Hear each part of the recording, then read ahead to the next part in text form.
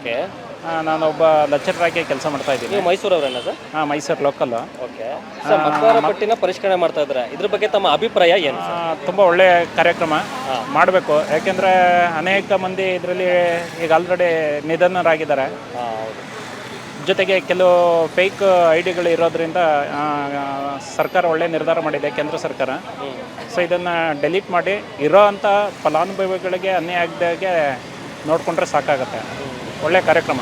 ಇದರಿಂದ vote percentage ಕೂಡ increase ಆಗೋ ಸಾಧ್ಯತೆ ಇರುತ್ತಲ್ವಾ? ಪರ್ಸೆಂಟೇಜ್ ಇನ್ಕ್ರೀಸ್ ಆಗೋ ಸಾಧ್ಯತೆ ಇರುತ್ತೆ. ಕೆಲವರು ಈಗ ಆಲ್ರೆಡಿ ಮತದಾರರ ಪಟ್ಟಿಯಲ್ಲಿ ಇಲ್ಲದೇ ಇರುವಂಥ ಹೆಸರುಗಳು ಕೈ ಬಿಟ್ಟೋಗಿರುತ್ತೆ. ಅವುಗಳನ್ನು ಈಗ ಆ್ಯಡ್ ಮಾಡಲಿಕ್ಕೂ ಕೂಡ ಒಂದು ಆಪರ್ಚುನಿಟಿ ಇದೆ.